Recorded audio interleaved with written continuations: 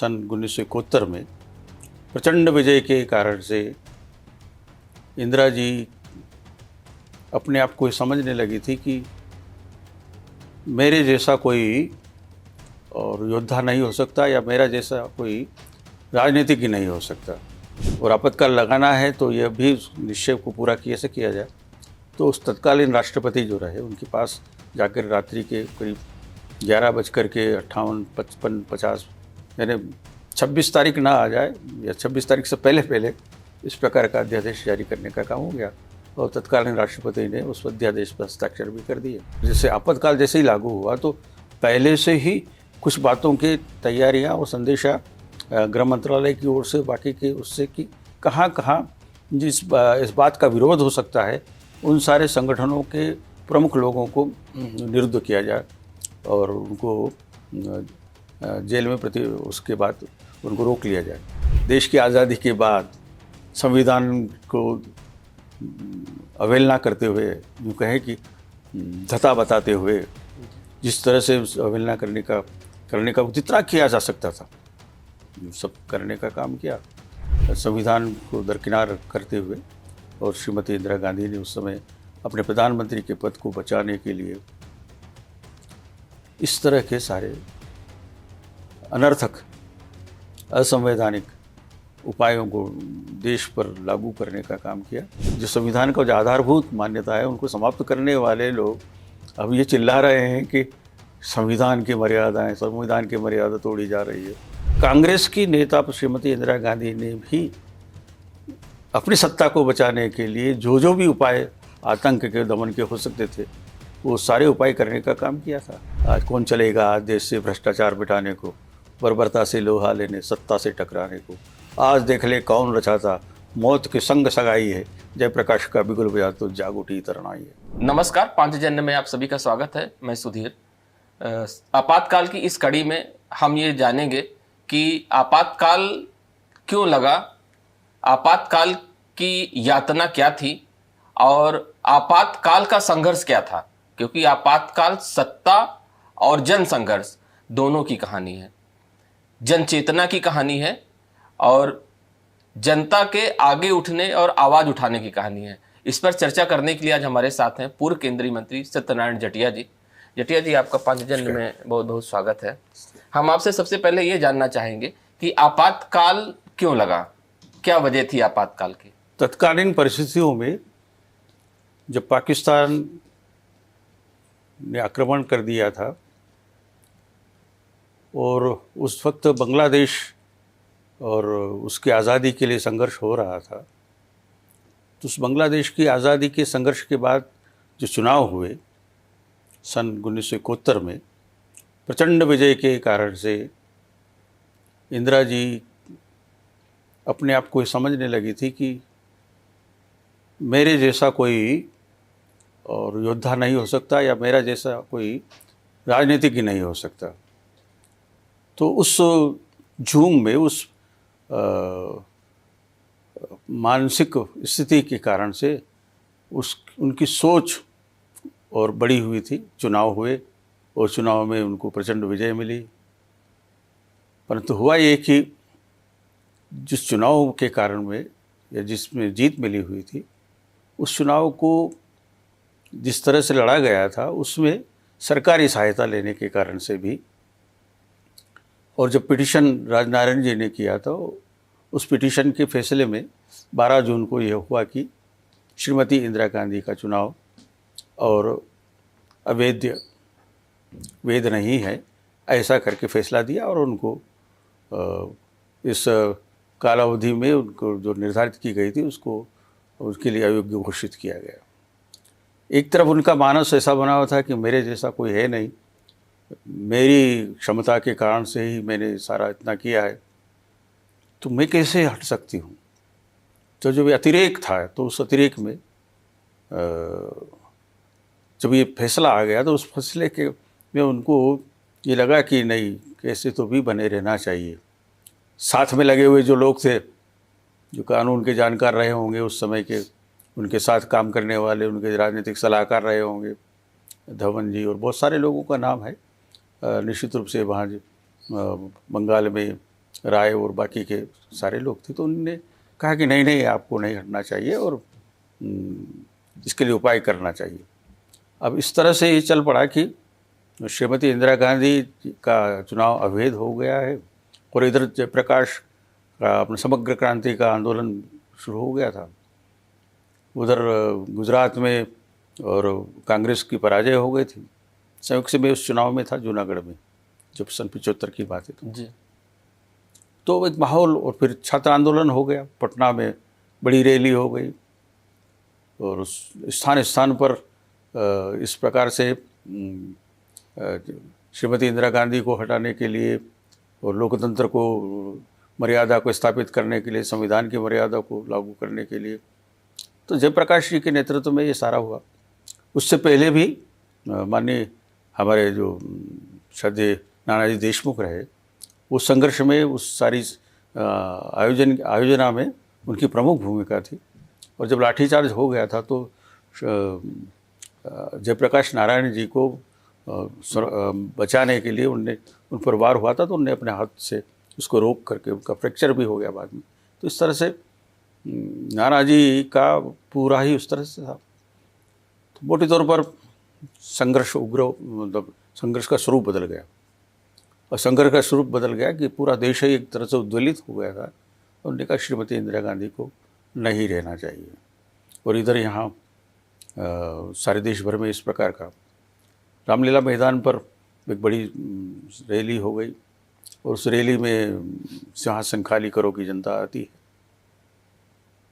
अंततः श्रीमती इंदिरा गांधी और बाकी के सब लोगों के, उनके जो सहयोगी रहे होंगे, तो उनकी सलाह से उन्होंने कहा कि नहीं, अपने बने रहना चाहिए और उसके लिए अध्यादेश जारी करके किया जा सकता है, देश में आपातकाल लागू किया जा सकता है। अभी आपातकाल लागू किया जा सकता है, यह भी भनक लोगों को नहीं लगे, और आपातकाल लगाना है तो यह भी निश्चय को पूरा कैसे किया जाए।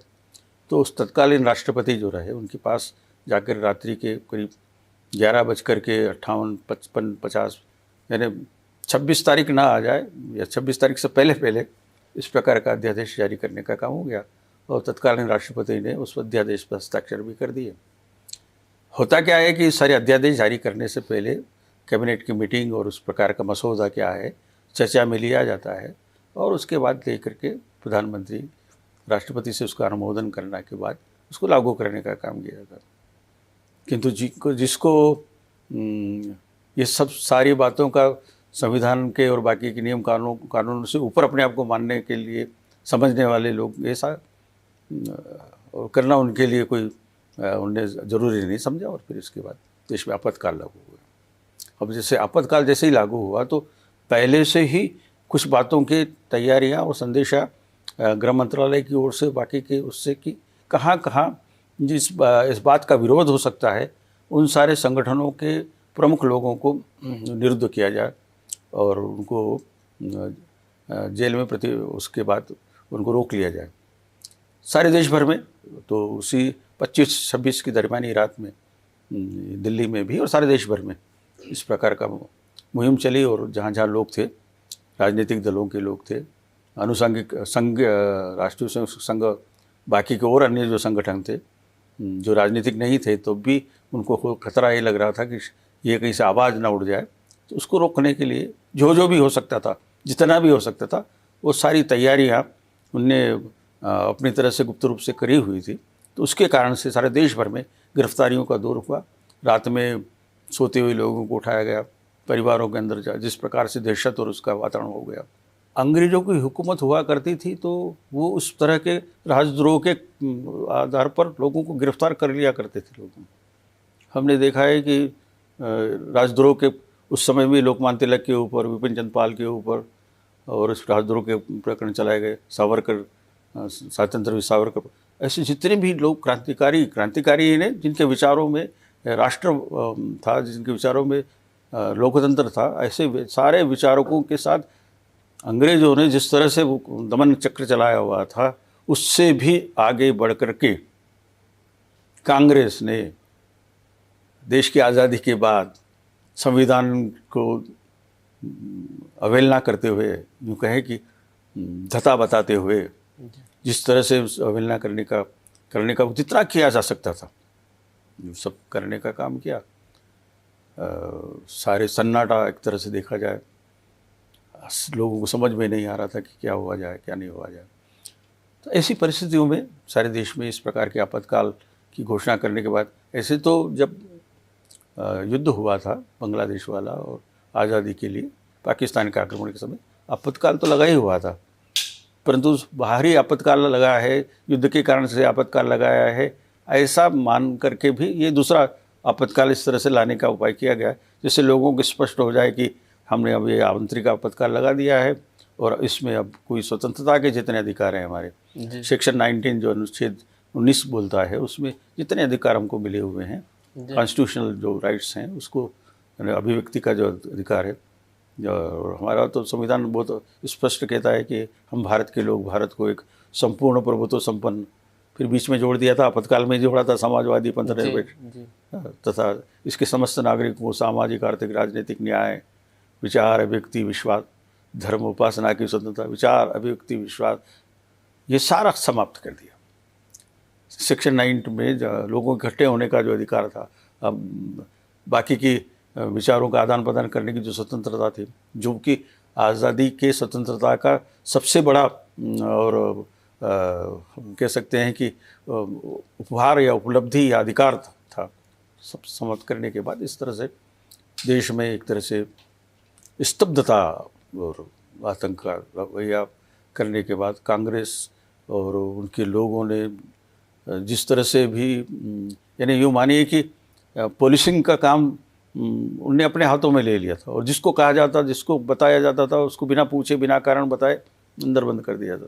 तो ये परिस्थितियाँ थी जिसके कारण से, चूँकि संविधान को दरकिनार करते हुए और श्रीमती इंदिरा गांधी ने उस समय अपने प्रधानमंत्री के पद को बचाने के लिए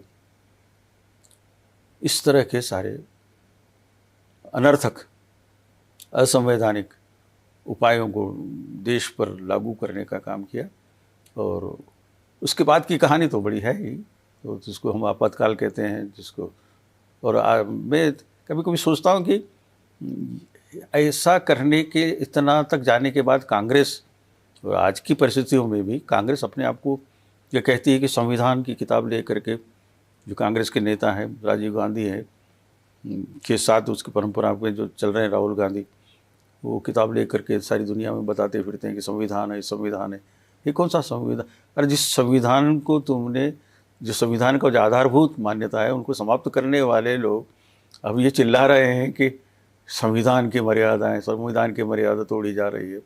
जिस संविधान को तुमने रातों रात समाप्त कर दिया, देश में एक काला अध्याय शुरू कर दिया, तो अब उनको ध्यान में आ रहा है कि संविधान क्या होता है।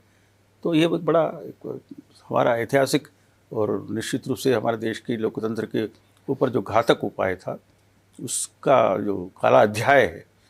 और यूँ कहा गया है कि संविधान की हत्या करने के बाद बच क्या रहता है, उसके शोधन करने का, और जो लोग इसके, जिन लोगों ने, जिस मानसिकता ने, जिस वैचारिक उसने उस पर आक्रमण करके काम किया है, निश्चित रूप से देश को इसके प्रति जागरूक होना चाहिए। और ये सारी बातें नई पीढ़ी को, जो हमने एक समय था जब पढ़ते थे हम, झांसी की रानी पढ़ते थे जी, खूब लड़ी मर्दानी वो तो बुंदेलो हर बोलो के वो हमने सुनी कहानी थी, खूब लड़ी मर्दानी वो तो झांसी वाली रानी। राणा प्रताप को हम सुनते हैं, शिवाजी को हम सुनते हैं। मतलब वो सारी जो मर्यादाएं और जो हमारा देश का सांस्कृतिक अधिष्ठान है, उस सारे सांस्कृतिक अधिष्ठान को स्थापित करने की जो शिक्षाएं लोगों के जनमानस में जाना चाहिए, उसका जो आधार है हमारा शिक्षण की प्रणाली में, प्राथमिक शिक्षा का, माध्यमिक शिक्षा का, उच्चतर शिक्षा का, और फिर इसके ऊपर शोध करने की सारी बातों का समाप्त प्राय हो गया। फिर से जीवित करने की आवश्यकता है। और राष्ट्र को, राष्ट्र का गौरव, उसकी संस्कृति और उसकी इतिहास, उसकी मर्यादाएं और लोकतंत्र और संविधान, इन सारी बातों को स्थापित करने के लिए उसका शिक्षण की आवश्यकता है। आज संविधान के बारे में लोगों को मालूम नहीं है कि हमारा संविधान क्या है। संविधान की पढ़ाई भी करने के लिए सामान्य लोगों, सामान्य शिक्षा की भी नहीं है। तो इन सारी बातों को पुनर्स्थापित करने के लिए और जब लोकतंत्र की बहाली हो गई है और अब देश में एक तरह से लोकतंत्र पनप रहा है, लहलहा रहा है, उसमें इन सारी बातों का, क्योंकि जब तक हम अपने देश के इतिहास को, गौरवपूर्ण सारे पक्ष को उजागर नहीं करेंगे। मुझे तो कभी कभी लगता है कि आज भी जिस मानसिकता में हमको जीने के लिए या विचार करने के लिए कोई हमारे पास कोई प्रेरणा ही नहीं है, ऐसा लगता है कभी कभी। तो प्रेरणा देगा कौन? तो शिक्षा ही तो एक ऐसी स्थान है, एक प्रणाली ऐसी स्थापित होना चाहिए कि राष्ट्र के गौरव को, राष्ट्र के अभिमान को, राष्ट्र के सांस्कृतिक उत्थान को प्रकट करने वाली सारी बातों को हमने अपनी शिक्षा के साथ जोड़ करके एक नई पीढ़ी में नए निर्माण के लिए, देश की समृद्धि के लिए, परम वैभवन्ने तुम्हें तत्स्वराष्ट्रम, राष्ट्र को उस उच्च स्थान पर ले जाने के लिए जिसकी कल्पना हमारे पूर्वजों ने की और जिनने स्थापित किया था, उसको प्राप्त करने के लिए, उस गौरव को प्राप्त करने के लिए ये सारी बातों का होना बहुत जरूरी है। जी जी जी, हम भारत के लोग, यही प्रस्तावना है हमारे संविधान की। और संविधान को जो जनता है, हम भारत के लोग हैं, उससे ज़्यादा कोई नहीं समझ सकता है, क्योंकि हम ही ने उसे आत्मर्पित किया है, हम ही उसे जीते हैं जो भारत के लोग हैं। तो संविधान क्या है ये ये जनता अच्छी तरह समझती है कि संविधान क्या है और उसके अधिकार कहाँ पर, उनके अधिकारों का हनन हो रहा है। ये आप बताइएगा कि ये आपातकाल को क्यों याद किया जाना चाहिए? क्योंकि हमने जब स्वतंत्रता प्राप्त की है जी 15 अगस्त 1947 को, तो स्वतंत्रता कोई ऐसे आ गई होगी ऐसा तो नहीं था, खुशी खुशी को लेकर के दे गया होगा ऐसा भी नहीं था। ये बात अलग है कि कुछ लोगों ने इस सारी बातों का श्रेय लेने की दृष्टि से जिस प्रकार के सारे संघर्ष हुए, उनको दबाते हुए, दरकिनार करते हुए, जो कुर्बानियाँ, जो बलिदान उस समय स्वतंत्रता को प्राप्त करने के लिए होंगे, जो संघर्ष हुए होंगे, जो स्वतंत्रता का पहला और हमारा आज़ादी का जो आंदोलन रहा होगा सन 1857 वाला, उस क्रांति को भी दबाने का काम, उसको गदर का नाम देने का काम, आखिर हमारे देश को विस्मृत करने के लिए जितने जितने उपाय और किए गए, उसके कारण से आज जो उस समय आज़ादी के बाद की एक पीढ़ी को ये सारे संज्ञान में आए ही नहीं कि हमारा देश क्या है आखिर, हमारे देश का हमारा दायित्व आखिर क्या है, हमारा इसमें राष्ट्र निर्माण में हमारा योगदान क्या है। तो जो कहा गया है कि हम भारत के लोग, we the people of India having solemnly resolve to constitute India into, हम भारत के लोग भारत को एक संपूर्ण प्रभुत्व संपन्न, एक दो विधाओं में नहीं जी, संपूर्ण प्रभुत्व संपन्न, संपूर्ण प्रभुत्व संपन्न तो तब बनेगा जब संपूर्ण देश के सारे नागरिक उस दिशा में प्रयास करते हुए इस राष्ट्र को, आज यदि 140 करोड़ 145 करोड़ की आबादी का देश है, सारे लोग उस दिशा में जब काम करेंगे तो तब संपूर्ण प्रभुत्व संपन्न बनाने का जो हमारा लक्ष्य है उसको हम प्राप्त कर सकेंगे। और इसलिए भी भारत के संविधान को, उनके अपने किए हुए बलिदानों को स्मृति में लेकर के, क्योंकि इतिहास से ही तो आगे का भविष्य निर्माण होता है, आगे की पीढ़ियाँ तैयार होती है। तो मैं एक बिंदु परिपूर्ण सिंधु है मेरा अपना समाज, मेरा इसका संबंध अमर, मैं व्यक्ति और यह है समाज, मैंने इससे पाया तन मन, मैंने इससे पाया जीवन, मेरा तो कर्तव्य ही कर दूं सब कुछ इसको अर्पण। ऐसा समर्पण का श्रेष्ठ भाव लेकर के जिन लोगों ने बलिदान किया है, उस बलिदान की प्रेरणा, उस बलिदान की ऊर्जा राष्ट्र में यदि प्रवाहित ना होगी तो हम राष्ट्र को समुन्नत और समृद्ध कैसे बनाएंगे, परम वैभव तक कैसे पहुंचाएंगे। तो यह इस जीवन में करने के लिए जो कार्य है उस दिशा में करने के लिए बहुत ज़रूरी है कि हमारी शिक्षा और बाकी की बातों में जो भी इसके उपाय हो सकते हैं, इसको पुष्ट करने वाले, इसको समृद्ध करने वाले, इसको मजबूती देने वाले वो करें। आपातकाल के दौरान आप भी जेल गए थे, आपको भी बंदी बनाया गया था, राजनीतिक बंदी। तो उस समय का मतलब क्या कोई प्रताड़ना वगैरह भी हुआ? क्योंकि बहुत सारी ऐसी खबरें आई कि स्वयंसेवकों को भी प्रताड़ित किया गया। इस पर थोड़ा सा प्रकाश आप डालेंगे तो। वास्तव में प्रताड़ना ही नहीं, मैंने क्या कहा, अंग्रेजों ने देश के स्वातंत्र संघर्ष के लिए जो भी उपाय किए थे उसको राजद्रोह मान करके जी, लोगों को यातनाएं देने का काम किया था। कई लोग फांसी पे चढ़ गए। अपनी कुर्सी बचाने के लिए, अपना प्रधानमंत्री का पद बचाने के लिए, उसको करने के लिए यानी उस वक्त भी अंग्रेज़ों ने अपनी सत्ता को बचाने के लिए इस प्रकार के उपाय किए थे। कांग्रेस की नेता श्रीमती इंदिरा गांधी ने भी अपनी सत्ता को बचाने के लिए जो जो भी उपाय आतंक के दमन के हो सकते थे, वो सारे उपाय करने का काम किया था। और उसके कारण से सारे देश भर में प्रायः 1.25 लाख से अधिक तो गिरफ्तारियाँ हो गई थी। कोई मतलब 151 के उसकी तत्कालीन 151 की धारा में बंद कर दिया गया था। किसी को रासुका में जो था maintenance of internal security act, उसमें रासुका में बंद करने का सारा काम किया गया था। फिर किसी के ऊपर जो जो भी कानून हो सकते हैं उनको लगा करके काफ़ी लोगों को अंदर डालने का काम, उनको निरुद्ध करने का काम किया। तो ये निश्चित रूप से वो यातनाओं में बहुत लोगों को अपने प्राणों की आहुति देना पड़ी। मैं संगठन मंत्री रहा भोपाल में, तो और मुझे फिर दायित्व मिल गया था बाकी के जिलों के कार्यक्रम करने के लिए। युवा संघ उस वक्त चलता था, तो मैं प्रदेश का संगठन सचिव करके भी दायित्व था। ये जनसंघ का और अपना यूथ विंग था, यानी हमारा युवा मोर्चा था। माननीय नानाजी देशमुख ने उसकी स्थापना करने का काम किया था।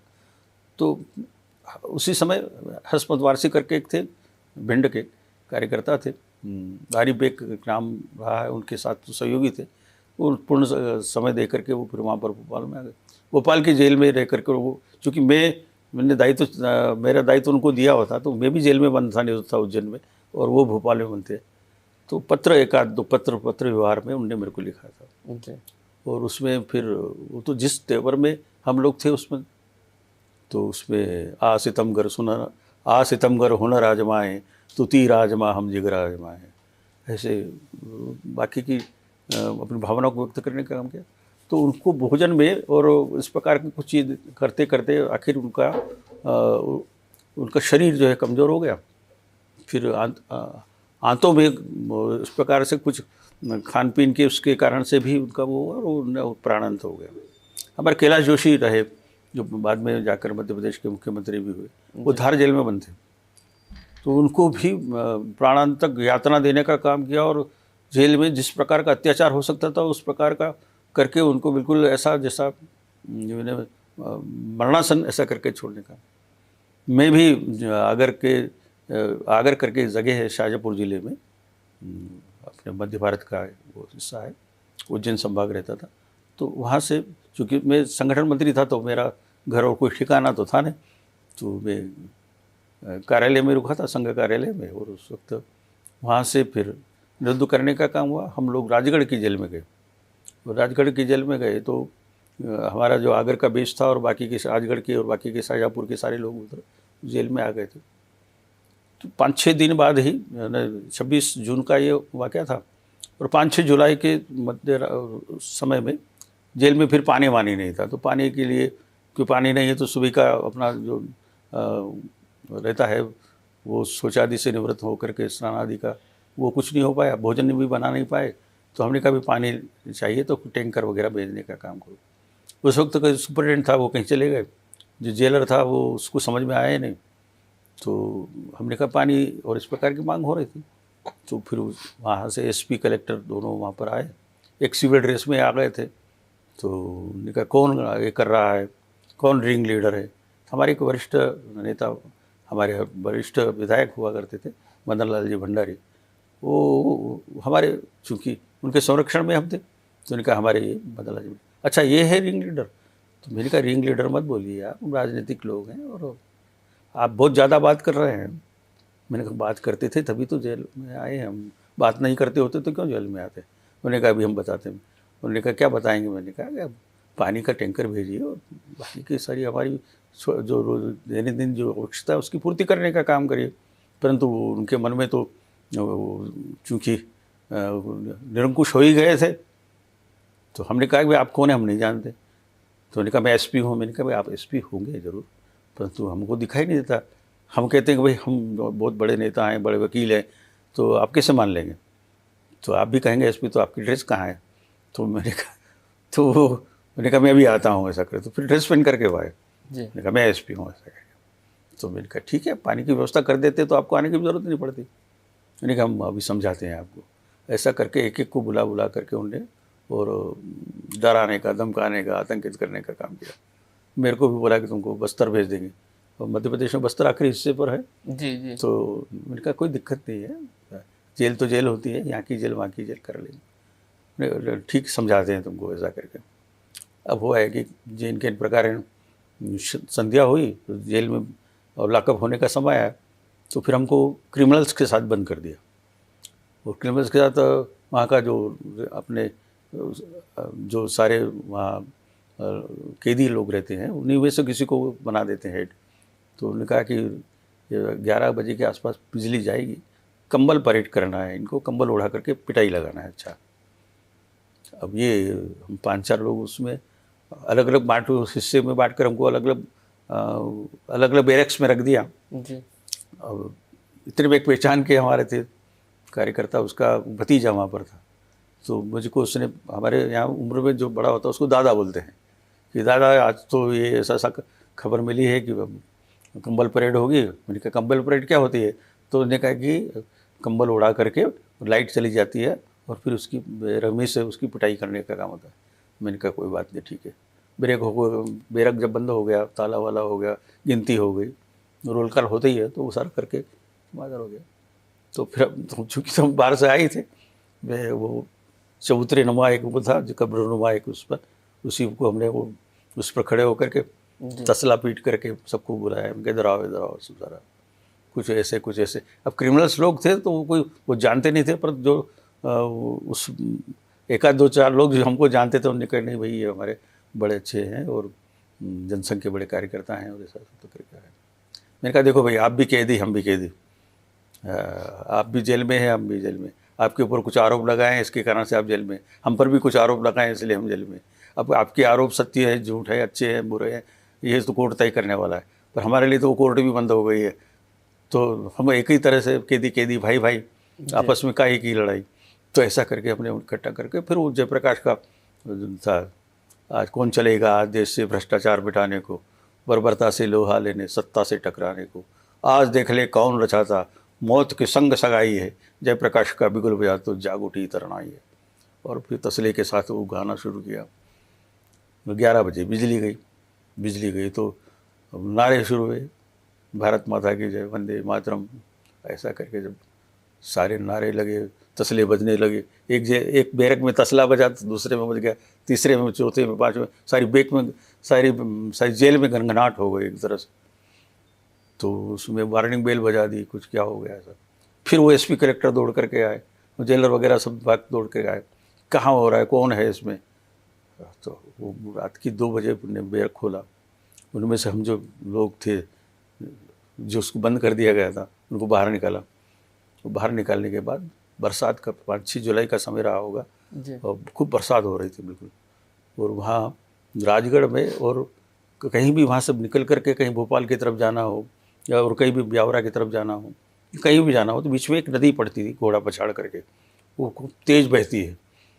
तो हमने अब जैसे वहाँ गए तो उनका कि भाई इनका जेल से इनको दूसरी जेल में जाना है। तो रात की 2 बजे बैरक खोल के और हमको 4 वो संगीन वाले, बीच में एक हमारा जो राजनीतिक कैदी है वो बिठाया। ऐसे करते उस सारे में 8-10 लोगों का लेकर बस लेकर के चली। पता लगा, हमने कहा कि भाई क्या करेंगे पता नहीं, नदी में फेंकेंगे, कुछ करेंगे, जो करेंगे होगा। ऐसा करते करते हम ब्यावरा आए। ब्यावरा से फिर चल करके वहाँ फिर उन्होंने कहा भाई लोगों शंका करना, ये करना वो करना, नहीं कोई नहीं उतरेगा। अंततः हमने कहा भाई देखो ये तो इस चीज़ में तो समझौता नहीं किया जा सकता है, और इसलिए आप अपना पूरा लगा लीजिए सिक्योरिटी वाला करके। कैसे तो भी करके निकले। सुबह 7 बजे हम मक्सी पहुँचे। मक्सी पहुँचने के बाद चूँकि मेरा वो कार्यक्षेत्र था ही था, तो जैसे ही मैं बस स्टैंड पर उतरा तो बाकी के लोग भी ऐसे भी पहचान कर, और संगठन मंत्री होने के नाते से लोगों की श्रद्धा और प्रेम होता ही होता है जी। तो उन्हें प्रेम से कहा दादा कैसे आ गए। मैंने कुछ नहीं यार, वो आपातकाल लगे ना उसके कारण जेल में थे। मैं कहा अपने लोग आए हुए हैं, उनका नाश्ता वाश्ता कराओ। तो उसको नाश्ता कराए। तो हमने कहा भी इनको भी सिपाही और बाकी जो आए हैं वो भी हमारे जैसे ही हैं, उनको भी आप कराइए। तो उनको भी समझ में आ गई कि ये लोग अब कुछ होने वाले नहीं। एक आदमी किसी ने कह दिया कि ये सारा नहीं चलेगा। मेरे कहा नहीं चलेगा तो हम यहाँ से चलेंगे, और अब हम जब यहाँ से चले जाएंगे तो आप हमको पकड़ भी नहीं पाएंगे। हम भागने के लिए नहीं आए हैं, हम अपनी मर्जी से आए हैं, और आप हमको बंदिश करके और उससे रोब दाब से हमको रोक नहीं पाएंगे। इसलिए नाश्ता करो, आगे बढ़ो। ऐसा करते फिर उज्जैन के भैरवगढ़ जेल में आए, दिन भर वहीं रहे, जेल लेने को तैयार नहीं था, ऐसा करके जेल में आ गए। जेल में आने के बाद फिर हमारा क्रम चलता रहा। फिर दशहरा आ गया, तो दशहरे पर हमने अपना, वहाँ बहुत वरिष्ठ लोग थे, दासाब दवे करके एक रहे जो जनसंघ के संस्थापक रहे मध्य प्रदेश में, बद्रीलाल जी दवे, वो ऐसे भी वरिष्ठ लोग वहाँ पर थे, तो उनका सानिध्य वगैरह मिला। तो नित्य प्रति प्रार्थना और ये वो सब सारी कार्यवाही, नाटक भी हमने बलिदान करके नाटक लिखा वो सारा। फिर उसके बाद क्या हुआ कि दशहरे पर अब रावण को मारना है, तो रावण मारे तो कैसे मारे, तो वहाँ दरी कारखाना एक हुआ करता था, उसमें बाँस की किमचियाँ लगी रहती थी, उसको जोड़ करके हमने फिर रावण बनाया और फिर जुलूस निकाल के सारा रावण, इतने में हमने कहीं से वो सुतली बम बुला लिए थे जी तो जेल में जैसे ही वो रावण मरा तो सुतली बम चले, धमाका हो गया, सारा जी हंगामा हो गया, अब सारा जेल में फिर वार्निंग बेल बज गई। जी हमको फिर से इकट्ठा करके और उसको वहाँ जो सेंटर था उसका जेल का, वहाँ लेकर के आए। मैंने कहा किसने किया है, कौन कर रहा है? मैंने कहा कौन नहीं कर रहा है, ये तो एक दशहरा है, रावण को मरना ही था, वो मर गया, बाकी के और लोग कौन कौन जो भी अन्याय अत्याचार करते हैं उनकी स्थिति यही होती। मैंने कहा आप ज़्यादा नहीं बोलेंगे। मैंने कहा देखिए बोलने पर उनको प्रतिबंध मत लगाइए, आप बोलना हमारा बंद नहीं कर सकते। तो फिर उनने हमको थोड़ा सा धमकाने का काम किया। मैंने कहा ऐसा नहीं चलेगा। अंततः समझौता हो गया। फिर मेरा जेल ट्रांसफ़र कर दिया इंदौर में। जी इंदौर में फिर वो सेंट्रल जेल हुआ करती थी, एक छावनी की जेल थी। तो हमारे उस वक्त हमारे प्रांत प्रचारक थे माननीय सुदर्शन जी, तो सुदर्शन जी वो सेंट्रल जेल में रखा हुआ था। हमारे साथ हमारे वरिष्ठ जो एडवोकेट भी थे और संघ के बड़े अधिकारी थे, रामकृष्ण विजय रोहरी, उनका सानिध्य था, काफ़ी लोग थे हम सब। वहाँ भी इस प्रकार से सारी घटनाएं होती रही और दमन चक्र जिस तरह से चलाते थे, वो सारी बातें करते थे, उनसे हमारा कोई मानसिक रूप से हम कहीं त्रस्त नहीं हुए। सबका हौसला बना हुआ था। सुबह होते ही हम संघ शाखा लगाते थे, प्रार्थना करते थे, तो हमारा सब क्रम इस प्रकार का चलता था। हमने जैसे हमारा शिक्षा वर्ग होता है उस तरह से हमने उसको जीने की कोशिश की। तो ये हमने अपनी तरह से किया। मुझे और बाकी कुछ लोगों को परीक्षा देने की सुविधा हो गई, तो ला फाइनल मेरा जेल में ही हुआ और अच्छे नंबर से पास भी हो गए। क्योंकि हमारे साथ वकील थे, उनसे हम पूछ लिया करते थे, वो जैसा बताते थे वैसा करके।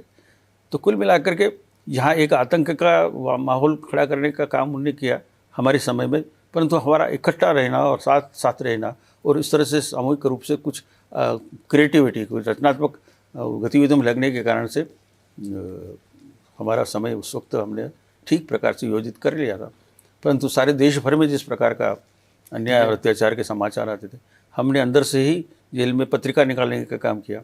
वो पत्रिका भी बाहर चली गई। फिर वो जो जैसा हमारा यहाँ का हमने समायोजन किया था, किस तरह से हम गतिविधि करते थे, पत्रिका में लेख और ये सब सारा करते हुए पत्रिका पूरे सब जगह पर वो उसको सर्कुलेट करने का काम किया। उसका सप्लीमेंट्री एक अंक भी निकाला। तो कुल मिलाकर के हमारी रचनाधर्मिता और उसमें वृद्धिगत ही हुई और हमने अपने उस सारे समय का अच्छा उपयोग करने का काम किया। किंतु कितने ही लोगों के साथ जिस तरह से, अब आपको तो पता ही होगा, राष्ट्रीय स्तर पर भी काफ़ी जॉर्ज फर्नांडिस और बाकी के सारे लोगों के ऊपर प्रकरण चला करके किस तरह से काम करने का, मोटे तौर पर उनका ये जो, क्योंकि कोई भी चीज़ का क्लाइमेक्स जब हो जाता है तो उस पर बने रहना बहुत मुश्किल हो जाता है। जी तो धीरे धीरे धीरे धीरे धीरे जब साल भर हो गया और बाकी की गतिविधियां और समाचार आने लगे, तो जैसा मैंने कहा ना कि ये इंटरव्यू देने के लिए जब श्रीमती इंदिरा गांधी कहीं गई थी, तो उनने अपने इंटरव्यू में कहा कि 12 मार्च 76 को उन्होंने कहा था कि स्वीडन में एक टेलीविज़न का इंटरव्यू देने के लिए कहा था कि मैं ही वह हूँ जो इस देश को एकताबद्ध रखे हुए हूँ। मेरा दल ही एकमात्र अखिल भारतीय दल है। यही देश में एकता और स्थायित्व रख सकता है। अगर आज इस पार्टी को खतरा होता है तो इसका स्थान लेने वाला कोई नहीं है।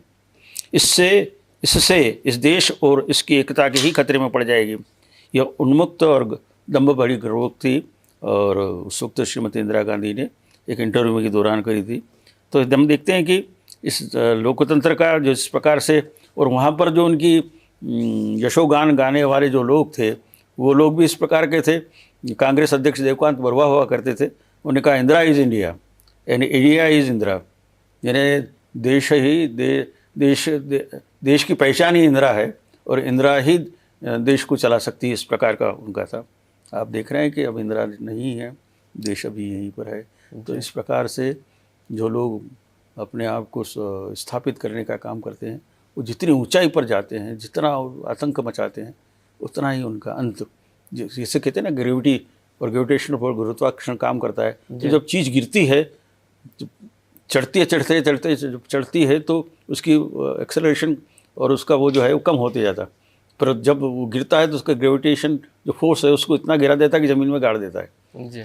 वही हश्र हुआ और हम देख रहे हैं कि जो उस बात की परिस्थितियों में, राजनीतिक परिप्रेक्ष्य में उनको पराजय मिली जब आपातकाल हट गया और उसके बाद देश ने एक नई करवट बदली, क्योंकि मानना था कांग्रेस का कि हमारे सिवा कोई देश नहीं चला सकता है। तो ये प्रयोग के तौर पर पहले संविधान में ये प्रयोग हो गया था 1967 में और उसके बाद ये प्रयोग करने का काम हुआ। अटल जी ने भी इसी पर, क्योंकि कविता की बात आई, पत्रिका की बात आई, तो अटल जी पांचजन्य के प्रथम संपादक थे। अच्छा जी। अटल जी थे और उन्होंने भी आपातकाल पर बोला कि अनुशासन के नाम पर अनुशासन का खून।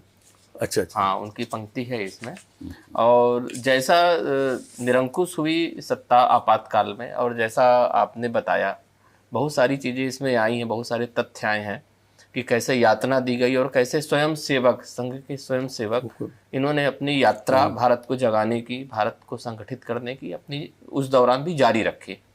और ये जो है ये आज़ादी की दूसरी लड़ाई कही जाती है, लोकतंत्र को स्थापित करने की। हाँ, तो ये तथ्य स्थापित हैं और इतिहास में, हाँ, इतिहास में इस आपातकाल को जगह नहीं दी गई है, लेकिन इतिहास के अध्यायों से ज़्यादा महत्वपूर्ण है इनके जीवंत दस्तावेज जो आप देख रहे हैं, जो आप सुन रहे हैं।